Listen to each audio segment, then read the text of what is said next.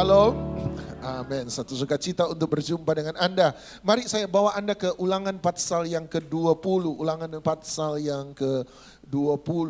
Ulangan pasal 20 bicara tentang hukum perang. Bicara tentang hukum perang. Yang menariknya adalah ayat yang ke-5 sampai ayat yang ke-8. Tiba-tiba Tuhan bicara tentang 4 jenis orang yang tidak diperbolehkan masuk dalam medan pertempuran. Ada 4 jenis orang yang dia suruh pulang dan tidak perlu ada di medan peperangan.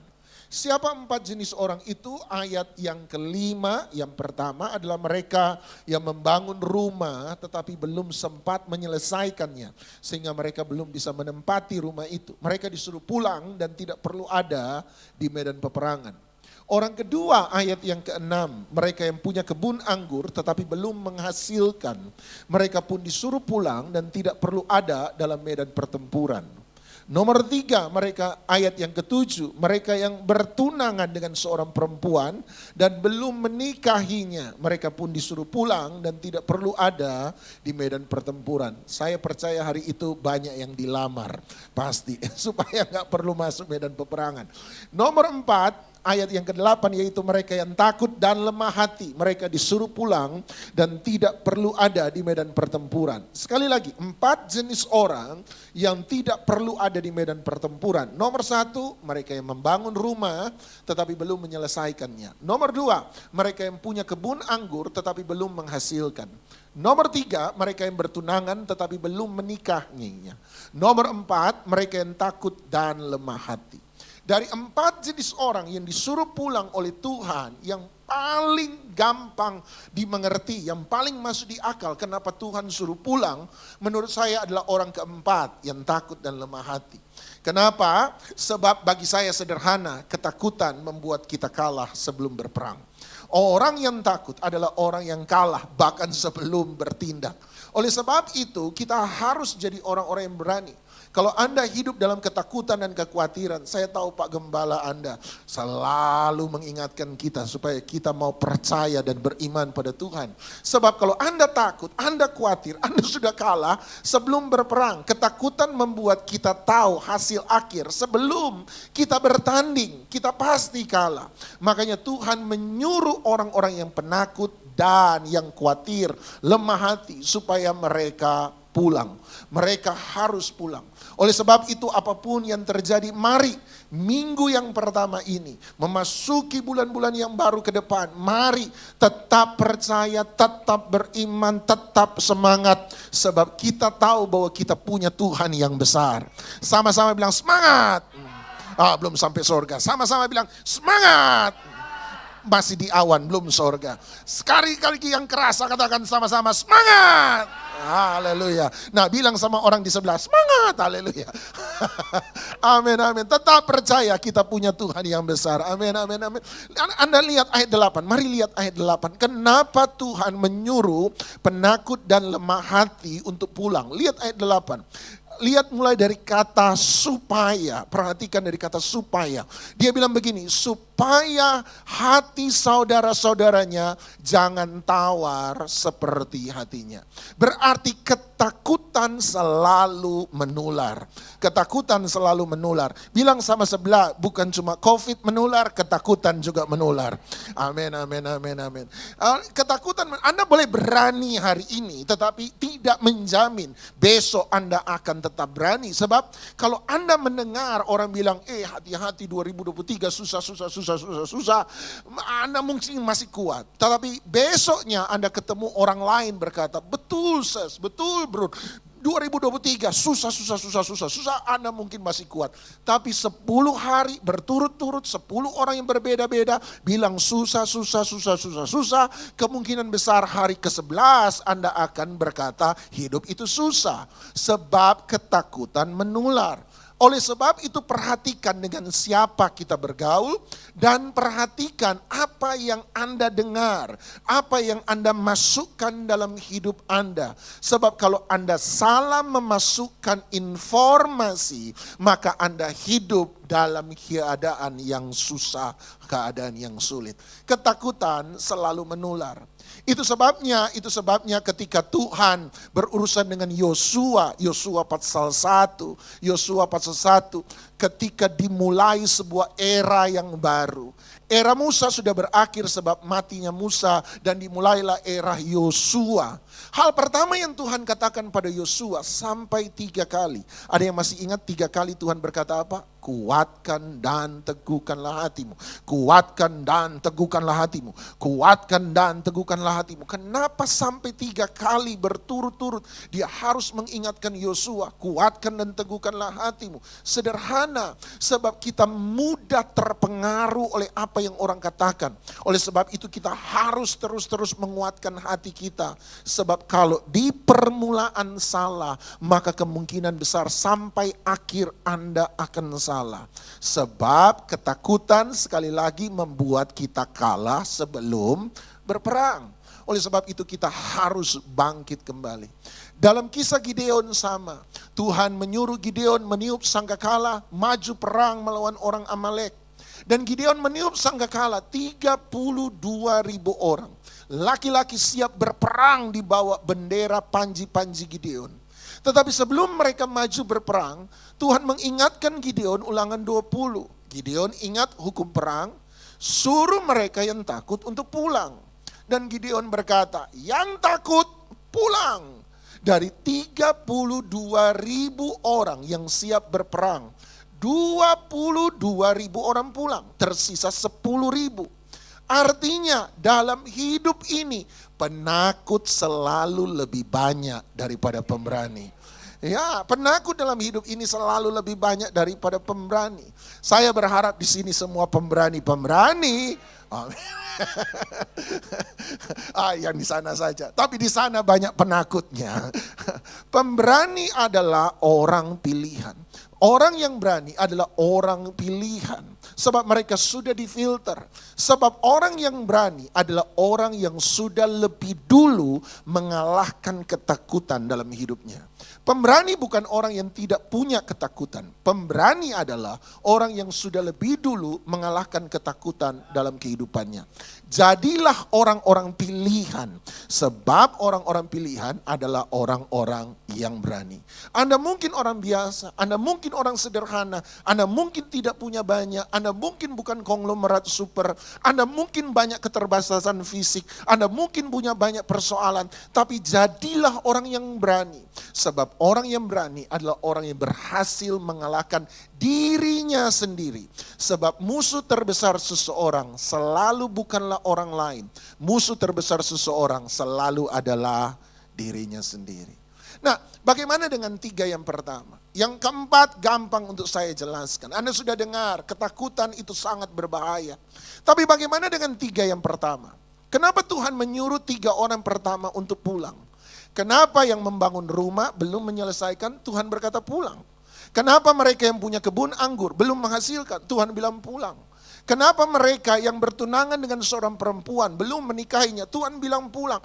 Kenapa 3 orang ini tidak diizinkan masuk dalam medan peperangan? Nah, mari kita lihat ayat 5 sekali lagi. Ayat 5, mulai dari kata supaya. Ayat 5 Tuhan berkata, yang membangun rumah belum selesai sehingga kamu belum bisa menempatinya, pulang, engkau tidak perlu ada di medan pertempuran. Kenapa? Perhatikan mulai dari kata supaya. Supaya apa? Jangan ia mati dalam pertempuran dan orang lain yang menempatinya. Lihat ayat 6. Tuhan berkata, yang punya kebun anggur belum menghasilkan sehingga engkau belum mencicipi hasil buah anggur buah sulungmu. Pulang. Kenapa Tuhan suruh pulang? Lihat kata supaya sekali lagi. Supaya apa? Supaya jangan ia mati dalam pertempuran dan orang lain yang mengecap hasilnya. Lihat ayat 7. Ayat 7 Tuhan berkata, yang bertunangan dengan perempuan, belum menikahi, pulang. Kenapa? Lihat mulai dari kata supaya. Supaya apa? Jangan ia mati dalam pertempuran dan orang lain yang mengawininya. Berarti 3 orang pertama alasannya sama. Kenapa mereka tidak perlu dan tidak boleh ada dalam medan peperangan? Alasannya adalah supaya kamu jangan mati. Itu alasannya.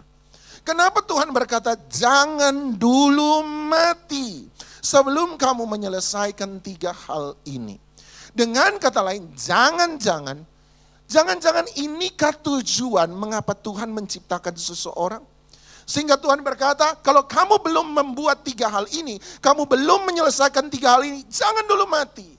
Sebab kalau kamu mati sebelum 3 hal ini selesai, maka hidupmu sia-sia. Engkau belum menyelesaikan apa yang Tuhan mau untuk Anda kerjakan. Tapi kalau 3 hal ini sudah selesai, matilah dengan sukacita. Tapi 3 hal ini harus selesai. Nah, jangan-jangan dia bicara tentang tujuan hidup. Mengapa dia menciptakan seseorang. Hidup harus punya tujuan. Sama-sama bilang hidup harus punya tujuan. Satu kali saya dengar Pak Stefanus Suwarno waktu guyonan dia berkata begini. Saya jadi ingat, orang Cina kalau ditanya hidup itu apa, dia jawab hidup itu cuan cia. Co itu kerja, cuan itu uang, cia itu makan. Kalau ditanya hidup untuk apa? Hidup buat co lah. Kenapa hidup co? Hidup harus co. Ya kalau nggak co nggak dapat cuan. Hidup co buat cuan, nah, buat dapat uang. Kemudian ditanya, kenapa harus punya cuan? Cuan supaya bisa ciak lah. Iya loh, cuan harus ciak lah. Iya toh. Kalau ditanya kenapa ciak? Ya supaya kuat. Kuat untuk apa? Co lagi lah. Co lagi lah. Setelah co lagi apa? Cuan lagi. Kalau cuan lagi, ciak lagi. Habis ciak lagi, co lagi. Ini Tuhan Yesus datang 3 kali. Tidak selesai-selesai ini perkara. Co cuan ciak, co cuan ciak, co cuan ciak, co cuan ciak. Makanya manusia susah lepas dari 3 hal. Manusia susah lepas dari kesibukan kerja. Nomor 2, manusia susah lepas dari cinta akan uang. Nomor 3, manusia susah lepas dari kebutuhan dan hawa nafsu. Sebab cuan cia itu. Ada orang yang 1 hari cuma dapat cuan cukup 1 hari. Cuan cukup 1 hari sebab dihabis pakai cia 1 hari. Orang yang 1 hari cuma dapat cuan 1 hari, habis ciak 1 hari, itu nggak boleh sakit Bapak Ibu. Hidup itu susah. Sebab kalau sakit nggak bisa nggak bisa nggak bisa cuan, nggak bisa ciak, amsyong lah dia. Ya toh?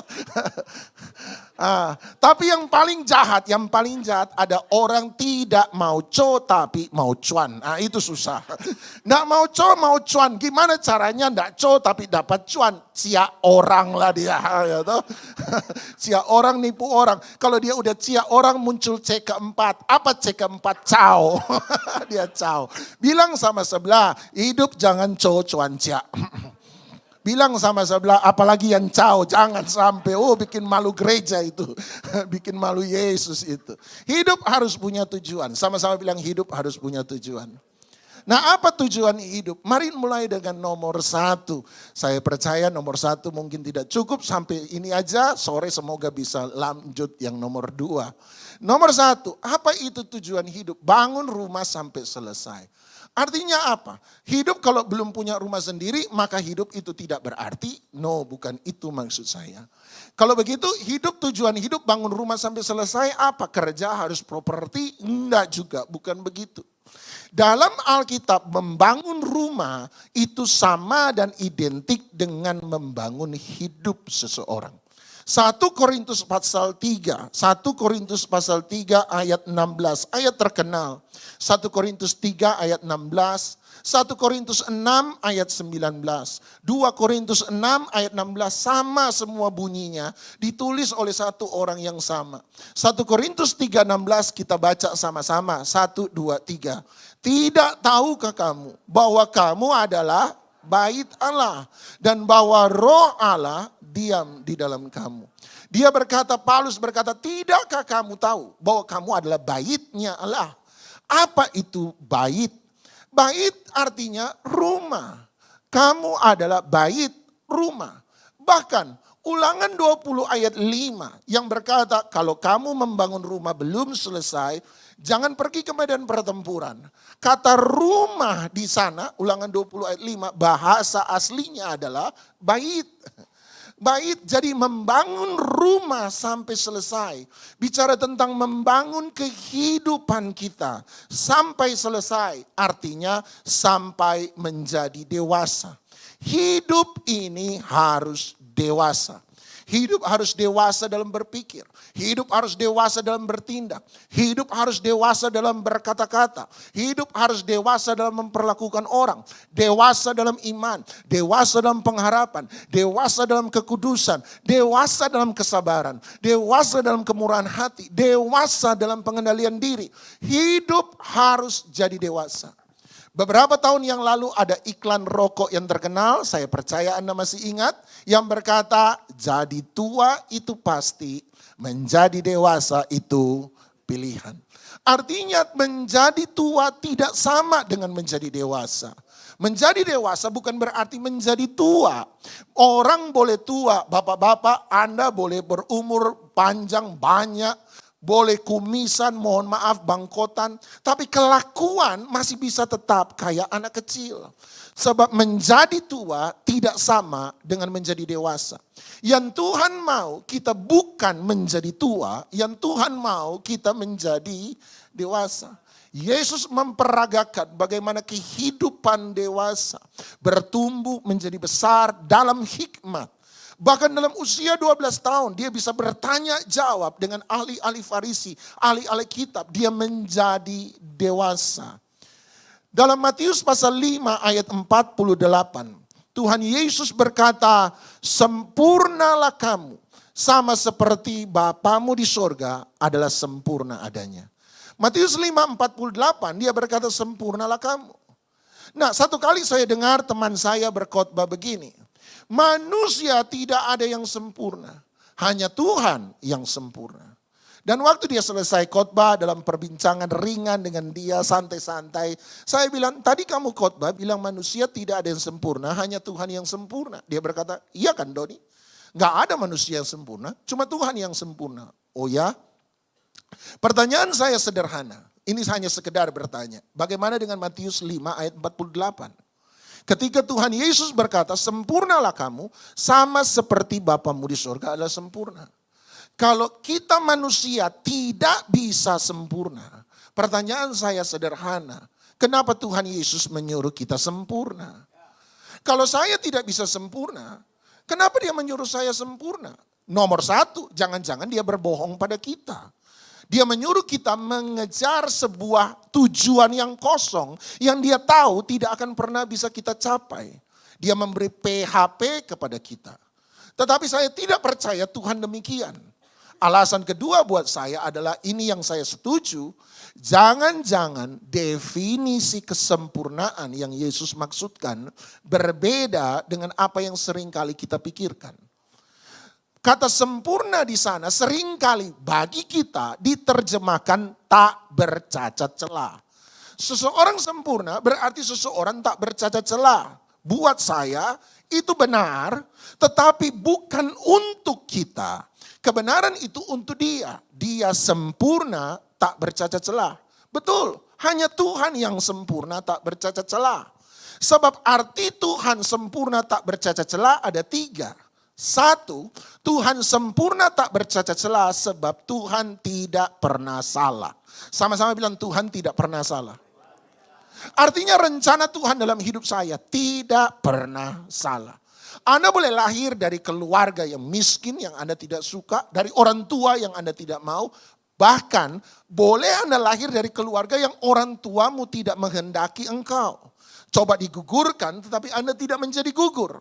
Tetapi sekalipun demikian, rencana Tuhan dalam hidup Anda untuk lahir di tengah-tengah keluarga itu tidak pernah salah.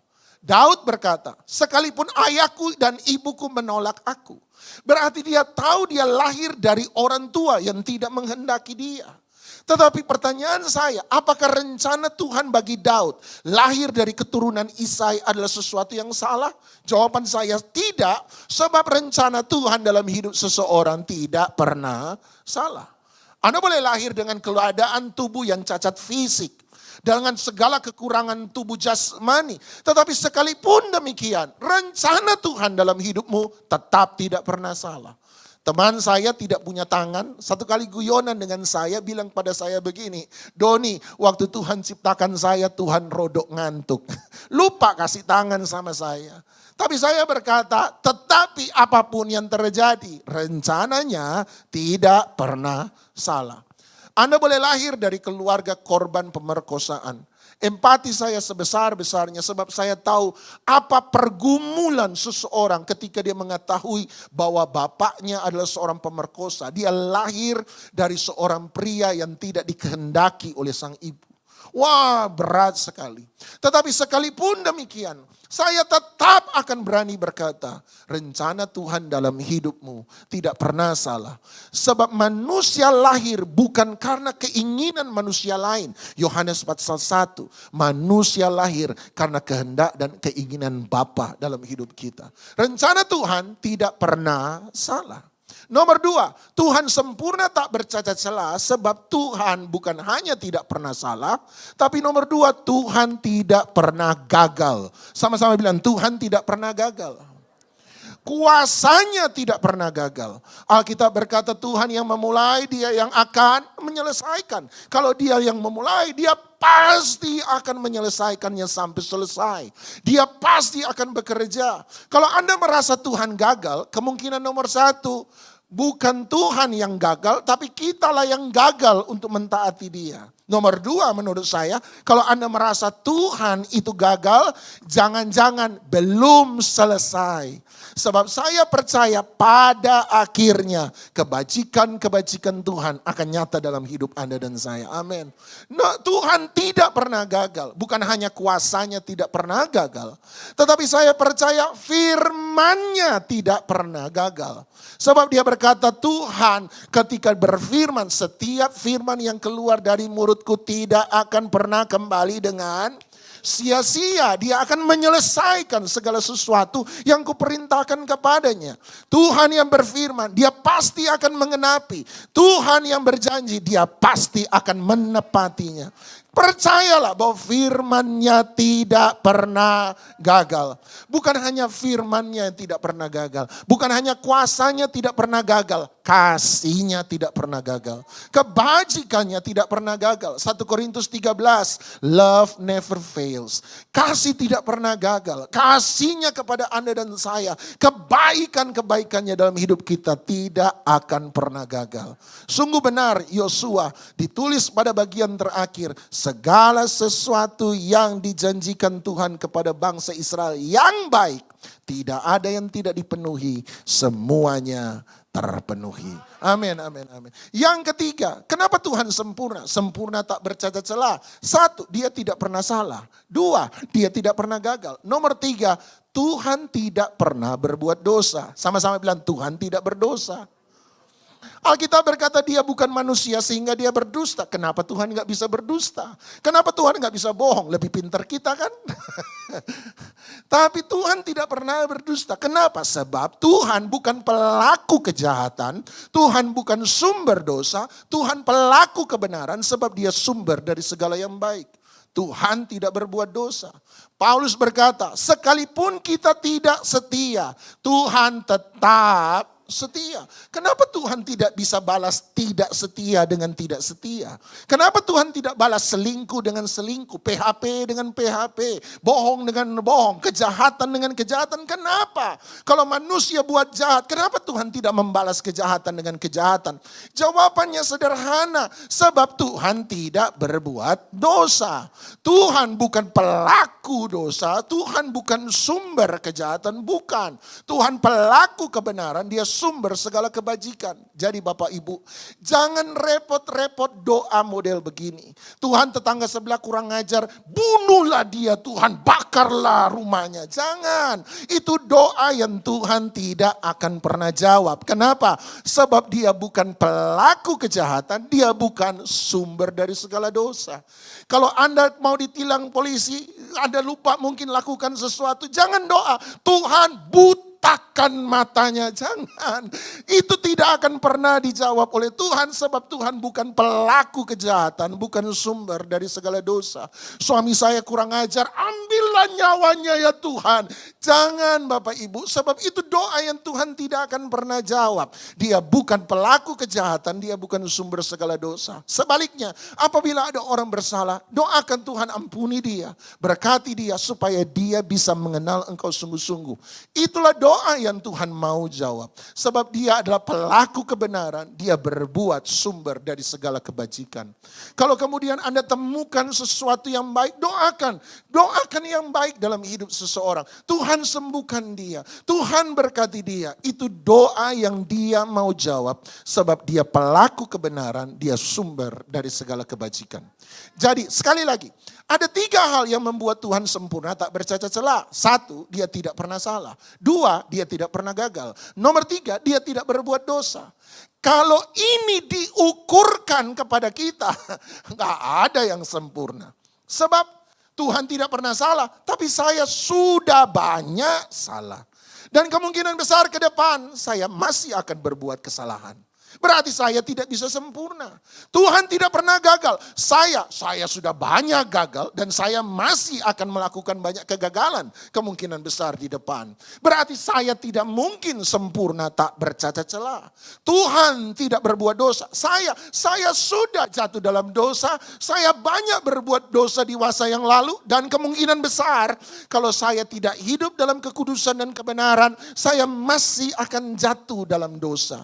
Oleh sebab itu saya tidak mungkin sempurna tak bercacat celah, tidak mungkin. Kalau begitu kenapa Matius 5:48 Tuhan Yesus berkata, sempurnalah kamu sama seperti Bapamu di surga adalah sempurna.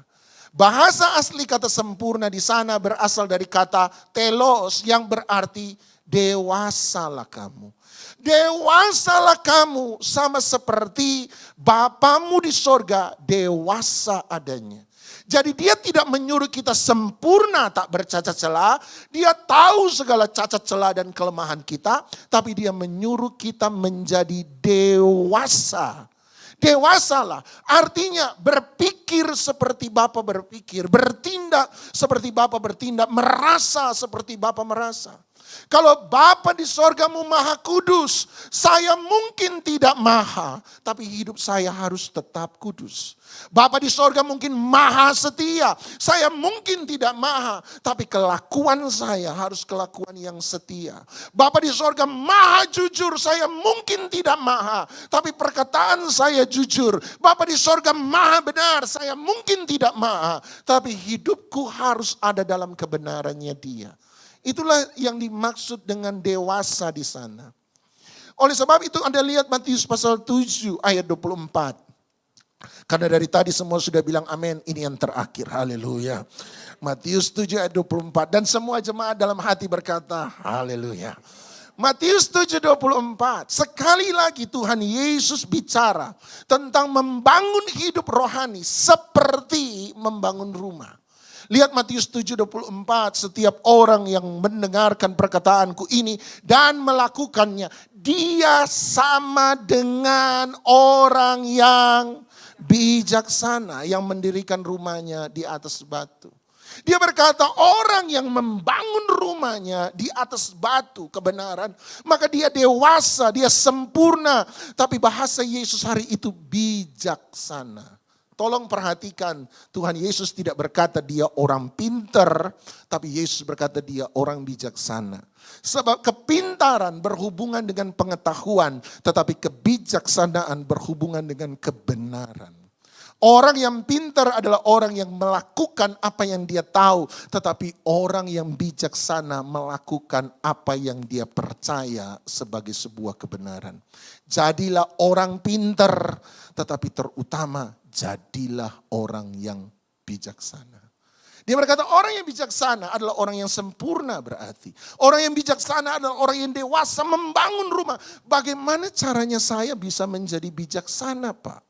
Itu kan pertanyaannya, bagaimana saya bisa jadi dewasa? Bagaimana saya bisa jadi sempurna seperti Matius 5:48?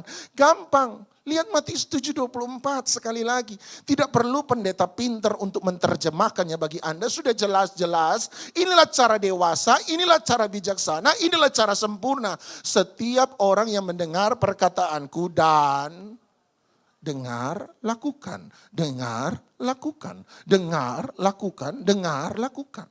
Kenapa jemaat tidak dewasa bertahun-tahun? Kesedihan pendeta paling besar, kita ini sudah khotbah puluhan tahun, hidup Anda gak berubah. Itu kekecewaan kita paling besar. Ya Pak Gem ya. Aduh sudah diajari kok gak tahu-tahu. Jangankan Anda, banyak pendeta juga begitu. Jangan kasih tahu. Persoalan kita berarti bukan karena kita tidak tahu kebenaran. Persoalan dengan kita berarti karena kita tidak pernah melakukan kebenaran. Itu persoalan utama. Persoalan utamanya bukan karena saya tidak tahu lebih banyak kebenaran. Persoalan utamanya adalah karena saya tidak melakukan lebih banyak kebenaran. Itu persoalan utama. Ini menurut saya. Ini hanya menurut saya. Anda setuju, puji Tuhan. Anda tidak setuju, tetaplah kita bersaudara dalam Tuhan kita Yesus Kristus. Sebab perbedaan bukanlah alasan untuk perceraian, tetapi perbedaan adalah kekayaan yang menyatukan. Haleluya. Boleh jadi kampanye. Ini yang saya percaya. Dari orang yang sama sekali baru dan tidak mengenal tentang Kristen, sampai bertumbuh dan memiliki 70-80% pengetahuan akan kebenaran firman Tuhan, tidak membutuhkan waktu lebih dari 2 tahun, maksimal 2 tahun. Itu menurut saya. Sebab kalau Anda mau jujur, ini kartu as pendeta. Anda dengarkan baik-baik setiap pendeta yang berkhotbah di tempat ini, maka Anda akan menemukan umumnya kami intinya itu sama. Kalau pendeta tidak bicara tentang iman, pendeta bicara tentang setia, pendeta bicara tentang jujur, pendeta bicara soal tulus, pendeta bicara soal memberi, pendeta bicara soal mengampuni, pendeta bicara soal mengendalikan diri, pendeta bicara soal sabar, pendeta bicara soal mengasihi, pendeta bicara tentang sukacita, damai sejahtera, berdoa, puasa. Itu muter tiap tahun. Kalau Anda dengar baik-baik, muter terus tiap tahun seperti itu. Cara pendeta menggunakan ayat boleh beda-beda. Cara pendeta berkhotbah boleh beda-beda. Tapi inti khotbahnya ya itu aja. Tapi kenapa kita tidak pernah memahami ini? Sederhana, sebab kita tidak pernah belajar mendengar dan melakukan. Cara terbaik untuk mengerti firman adalah melakukan firman. Cara terbaik untuk mengerti firman adalah kenapa saya harus taat. Supaya saya bisa mengerti apa yang menjadi rencana dan kehendaknya dalam hidup saya. Cara terbaik bagi saya untuk menghafal firman adalah dengan cara melakukan firman itu sendiri. Persoalan dengan kita sekali lagi bukan karena kita tidak tahu, tetapi sebenarnya karena kita tidak pernah melakukan. Anda tanya sama orang Israel, apa arti bahasa Israel? Apa bahasa Ibraninya mendengar? Mereka akan jawab Shema. Kemudian Anda tanya, kalau begitu apa bahasa Ibraninya taat? Dan mereka akan jawab Shema. Anda bilang mendengar apa tadi? Shema. Taat apa tadi? Shema. Kok sama? Dia jawab begini, sebab bagi kami orang Israel, kalau kamu mendengar, kamu akan melakukan. Sebab kalau kamu tidak mendengar, itu sama saja dengan tidak. Maaf, kalau kamu tidak melakukan, maka itu sama saja dengan tidak mendengar. Saya belajar ini dari anak saya masih kecil. Saya pikir saya ini pendeta sabar. Sampai saya punya anak. Saya baru tahu bahwa saya tidak sabar. Satu kali istri saya bilang sama anak saya. Bilang tuh anak, dari tadi sudah sore nak mandi-mandi. Suruh anak mandi. Ya saya sebagai suami yang cinta istri, bukan takut istri. Saya bilang, nak mandi nak. Dan Anda tahu anak saya jawab apa? Iya Pak, sebentar ya 5 menit lagi main. Oke, saya tunggu 10 menit, enggak mandi-mandi. Istri mulai keluar-keluar dari belakang. Suruh anak mandi, sudah sore enggak mandi-mandi. Terpaksa saya naikin 1 oktav. Nak, mandi nak. Dia waktu dengar saya naikin 1 oktav, dia jawab naikin 1 oktav juga. Iya Pak, dengar, 5 menit lagi, sebentar. Saya tunggu 10 menit, enggak mandi-mandi. Terpaksa saya naikin lagi 1 oktav. Nah, mandi, dari tadi suruh mandi, enggak mandi-mandi. Dia jawab, dengar Pak, iya kan bilang, tunggu tunggu sebentar, 5 menit lagi. Saya tunggu 10 menit, jadi total 30 menit mandi. Terpaksa saya teriak, mandi. Anda tahu anak saya jawab, dengar. Makanya hal itu keluar jurus khotbah tadi. Kalau dengar, bikin. Sebab kalau tidak bikin, sama saja tidak dengar. Sesederhana itu. Dengar, lakukan. Dengar, lakukan. Persoalan dengan kita sekali lagi adalah dengar, lupakan. Dengar, lupakan. Sebab kita mau minggu depan, khotbah yang lebih bagus lagi, yang lebih menarik lagi. Dan kita tidak melakukan yang sebelumnya. Makanya kalau ditanya, khotbah apa minggu lalu? Lupa. Sama-sama bilang haleluya. Sama-sama bilang haleluya. Tidak sama dengan halelupa. Bilang sama sebelah, roh halelupa keluar dalam nama Yesus, haleluya. Terima roh haleluya, haleluya. Persoalan dengan kita adalah kita tidak pernah melakukan. Lihat ayat 25. Apa tandanya kalau kita jadi dewasa? Apa tandanya kalau rumah kita terbangun dengan baik? Ayat 25, ini cocok buat musim hujan. Alkitab berkata kemudian turunlah hujan dan datanglah banjir. Lalu angin melanda rumah itu. Berarti ada 3 sumber persoalan dalam hidup manusia. 1, hujan yang turun. Hujan turun dari mana? Atas. Nomor 2, banjir yang datang. Banjir itu datang dari mana? Bawah. Nomor 3, angin yang melanda. Angin melanda dari mana? Sekitar kita. Jadi ada 3 sumber persoalan dalam hidup Anda dan saya. Hujan dari atas, banjir dari bawah, dan angin di sekitar kita. Apa itu hujan dari atas? Sesuatu yang bersifat supranatural. Pekerjaan roh-roh jahat, pekerjaan setan-setan. Sesuatu yang kita tidak memahami, sesuatu yang kita tidak mengerti. Apa yang dimaksud dengan banjir dari bawah? Banjir dari bawah bicara soal apa di bawah? Tanah. Apa itu tanah? Bumi. Bumi bicara soal apa? Dunia. Hidup di dunia selalu ada godaannya. Godaan untuk selingkuh, godaan untuk berzina, godaan untuk korupsi, godaan untuk mencuri, godaan untuk berbuat tidak benar. Nomor 3, angin yang melanda. Angin melanda dari mana? Sekitar kita. Apa yang ada di sekitar kita? Orang-orang. Orang mengecewakan kita. Orang mengkhianati kita. Orang mendustai kita. Orang menyesatkan kita. Orang membuli kita. Orang menghoax kita. Orang menikam kita dari belakang. Orang menyakiti hati kita. Tapi ini tandanya orang dewasa. Sekalipun ada hujan dari atas. Sekalipun ada banjir dari bawah. Sekalipun ada angin di sekitar kita. Maka dia berkata, tetapi rumah itu tidak roboh sebab didirikan di atas batu. Orang yang dewasa, apapun yang terjadi, dia tidak pernah goyah. Dia tidak akan pernah roboh. Jadi kalau Anda mengalami masalah sedikit, gak mau pagam, gak mau lagi gereja-gerejaan, gak Tuhan-Tuhanan, gak percayaan. Orang model begitu adalah orang yang belum dewasa. Kalau Anda ditegur, pendeta taunya tegur. Pokoknya kalau pendeta itu datang saya tidak mau hadir. Itu tandanya ngambek. Ngambek tandanya Anda belum dewasa. Kalau Anda kemudian lihat ada jemaat bikin saya sakit. Bukan jemaat lagi Pak Gem. Pendeta jatuh dalam dosa. Pendeta model begitu jatuh dalam dosa. Gak Kristen-Kristenan, gak Tuhan-Tuhanan, gak Yesus-Yesusan. Tunggu dulu, yang jatuh dalam dosa Yesus atau pendeta? Pendeta. Kenapa Yesus yang kena batunya? Seringkali kita lupa bahwa iman kita bukan pada pendeta. Anda ikut Yesus karena Yesusnya atau Anda ikut Yesus karena pendetanya. Kalau Anda ikut Yesus karena Yesusnya, sekalipun ada sesuatu di dalam pendeta, ada sesuatu di gereja, seharusnya itu tidak menggoyahkan iman kita. Sebab iman saya pada Yesus, bukan pada manusia, bukan pada merek gereja, bukan pada sinode, bukan pada masalah, bahkan bukan pada mujizat. Saya percaya pasti ada mujizat, tapi iman saya bukan pada mujizat. Tolong bedakan antara iman dan percaya. Saya punya ekspektasi karena saya beriman pada Tuhan yang baik.